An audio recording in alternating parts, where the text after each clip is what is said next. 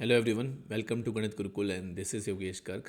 तो ये जो आप क्वेश्चन देख पा रहे हैं स्क्रीन पर, ये एक बहुत ही फेमस पीवाईक्यू है। मतलब ये 2025 में तो आया हुआ है, ये इसके पहले भी एक दो दफ़ा आ चुका है एग्ज़ाम के अंदर। वैसे ये क्वेश्चन बहुत मुश्किल नहीं है, लेकिन इस क्वेश्चन के अंदर क्या रहता है कि स्टूडेंट्स इसमें इस बात पर अटक सकते हैं कि यार ये दिया हुआ कैसे एक्सप्रेशन तो बाइनोमियल वाली फॉर्मेट में ही नहीं है।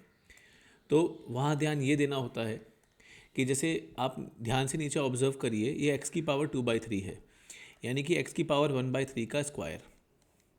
ठीक है, ऐसे ही नीचे देखिए माइनस एक्स की पावर 1/3 है, तो वो क्या है, माइनस एक्स की पावर 1/3 इंटू 1। और जो ये 1 है, इस 1 को हम ऐसे लिख सकते हैं क्या, +1, या इनफैक्ट देखिए इस 1 को यहाँ पे 1 की पावर 1/3 लिख दीजिए और इधर 1 की पावर 2/3, यानी 1 की पावर 1/3 का होल स्क्वायर। नीचे मैं ये सिर्फ इस डिनोमिनेटर को, जिसको मैं भी रेड से एनक्लोज कर रहा हूँ, ये A square minus A into B plus B square नहीं बन गया। और आप ध्यान से देखिए, न्यूमरेटर जो है, मतलब this is denominator, right. So this is denominator, ठीक है ना, ये हमारा डिनोमिनेटर है, सॉरी।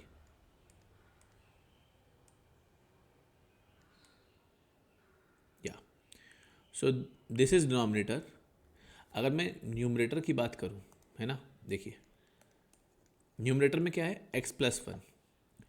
सो वो जो x+1 है, तो x+1 को आप ऐसे कह सकते हैं x की पावर 1/3 का होल क्यूब, +1 को 1 की पावर 1/3 का होल क्यूब। तो आप अगर इधर ऑब्जर्व करें, सो इट इज़ लाइक कि ऊपर नीचे तो है A square minus A into B plus B square, और ऊपर है A cube plus B cube. कुछ आइडेंटिटी याद है आपको ऐसी कोई, A cube plus B cube से रिलेटेड आइडेंटिटी? ये क्लास 9th में होती है। अब ये वैसे सीबीएसई से, मतलब सीबीएसई से तो एनसीईआरटी से तो हटा दिया गया इसको, लेकिन ये बहुत रेलेवेंट है, पता है, जेई वगैरह और सब एग्जाम्स के अंदर। A square minus A into B plus B square, इसका मतलब अगर मैं इसको डिवीजन में ले जाऊँ तो ए प्लस बी आएगा। यानी कि कहने का मतलब है, जो आपके सामने लिखा हुआ है, it will be just a plus b, that is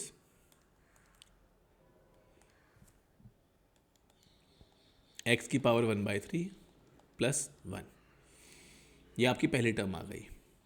दूसरी टर्म जो आप देख पा रहे हैं, है ना, वो देखिए। सो दूसरी टर्म जो है वो x-1 अपॉन x का पावर हाफ है। सो x-1, नीचे आप x की पावर हाफ कॉमन निकालिए, तो x की पावर हाफ -1 ऐसा बन जाएगा। x की पावर हाफ -1 है, और ये देखिए ये x की पावर 1 - 1 है, मतलब इसको आप x की पावर हाफ का स्क्वायर कह सकते हो, इस वाले x को, है ना, और इसे 1 का square. So isn't it a minus b, और ये a square minus b square है, a माइनस बी इसको कट कर देगा a प्लस बी में, तो x की पावर हाफ +1 अपॉन x की पावर हाफ, डिवाइड करोगे तो क्या आएगा, 1 प्लस x की पावर -हाफ। सेकेंड टर्म ये आ गई। सो फर्स्ट टर्म ग्रीन वाली, सेकेंड टर्म ऑरेंज वाली, दोनों को सब्ट्रैक्ट करना है। तो आपने जैसे दोनों को सब्ट्रैक्ट किया, अच्छा, जो लोग मेरी वीडियो देख रहे होंगे, दे मस्ट बी थिंकिंग कि सर तो खुद इतना समय लगा रहे हैं। द थिंग इज़ कि मैं आपको एक्सप्लेन कर रहा हूँ, इसलिए ऐसा, इट्स नॉट लाइक कि एग्जाम में आपको इतना समय लगना चाहिए। You subtract these two, you will get x की पावर 1/3 माइनस एक्स की पावर -हाफ, राइट। ये आपके पास आएगा, ठीक है।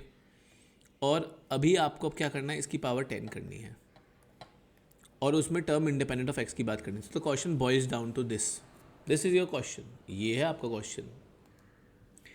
क्वेश्चन ये है आपका कि x की पावर क्या था, x की पावर 1/3 माइनस एक्स की पावर -हाफ की होल पावर 10 में टर्म इंडिपेंडेंट ऑफ x। तो इसमें पहले आप जनरल टर्म निकालो। तो जनरल टर्म जो होगी TR+1, आपको पता है TR+1 NCR होता है, 10CR हो जाएगा यहाँ पर। और क्या होता है, इसकी पावर क्या रेज होगी, n-r, और उसकी r, मतलब x की पावर 1/3 की पावर 10 - r, और माइनस एक्स की पावर -हाफ की पावर r। तो आप इसको और ढंग से लिखो जनरल टर्म को, 10CR -1 की पावर r एक्स की ओवरऑल पावर कितनी बनेगी 10 माइनस आर अपॉन 3 और यहाँ से एक्स की पावर माइनस आर बाई 2 आएगी। तो एक्स की ओवरऑल पावर 0 बननी चाहिए, दैट इज़ द पॉइंट।